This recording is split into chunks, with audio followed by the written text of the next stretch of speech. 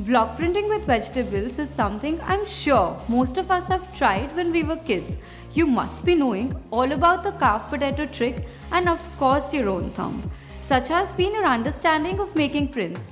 But have you ever considered how these everyday objects can be used to make graphic and beautiful block printed fabrics, papers, accessories, and home decor? Hi, I'm Monisha, and thank you for the overwhelming response on our previous video about block printing with wooden blocks. In today's video, I'm going to show you how to block print using vegetables.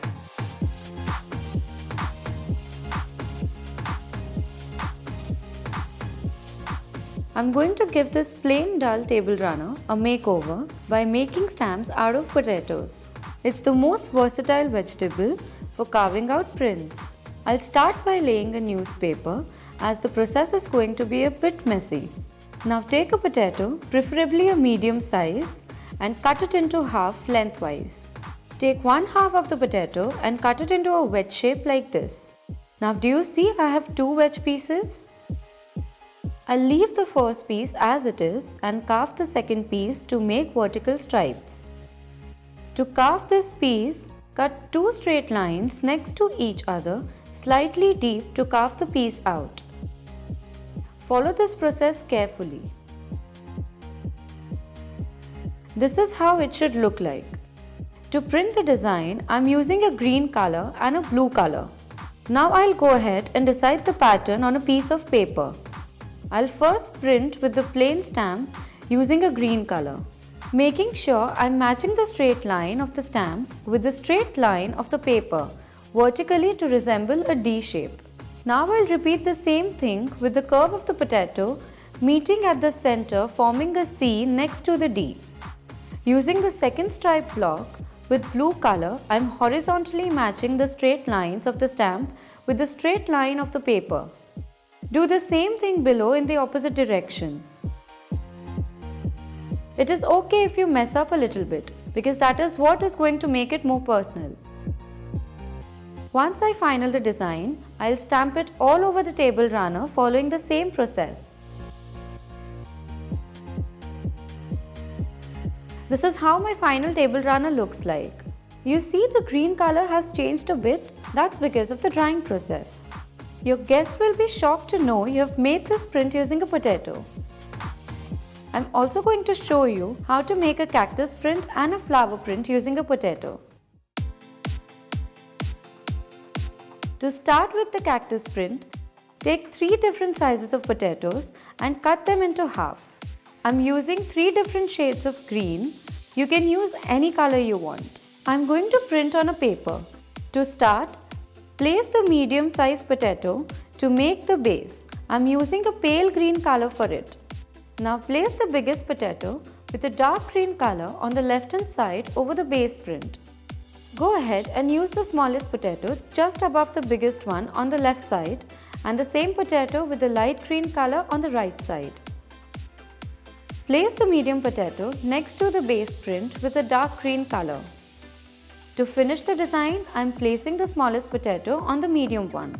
For the final touch, I'll paint small white dots on the cactus using a thin brush. I've followed the same process and printed a cactus on a t-shirt, and I love how it's turned out. To make the flower print, I'm using a half-cut potato.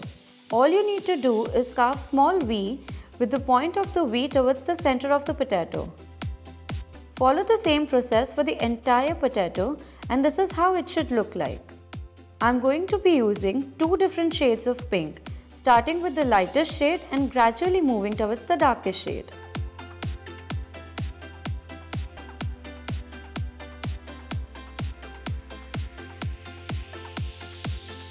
This is how the print looks like on a tote bag.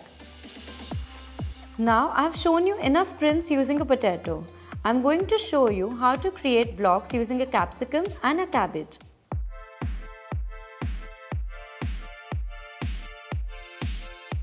To start with the capsicum print, cut the capsicum in half. Now this is going to be my final block. I'm going to be printing directly on the cushion cover. But before I start printing, I'll put a paper between my cushion cover so the color does not seep to the back of the cover. To print the design, I'm going to be using yellow, blue, green and magenta. I'll dip the sponge in the color and print on the cover, creating a very random pattern. As I'm using only one capsicum, I'm going to wipe the color on the capsicum before starting each time with the next color. This is how my final cushion cover looks like. Did you think that capsicum print could turn out to be so good? For the cabbage block, I'm going to cut the base of the cabbage as it resembles an abstract flower, which works great to block print. Now on a paper, I'm creating a random patch with a brush all over using a peach color. Then put the orange color on the cabbage and print it all over like this. You can incorporate this design on almost anything. I have used this as a gift wrapping paper. Block printing isn't just limited to blocks. You can literally experiment with stuff around the house and explore some really cool designs and patterns. I hope you liked the video. Until next time, stay tuned and stay glamorous.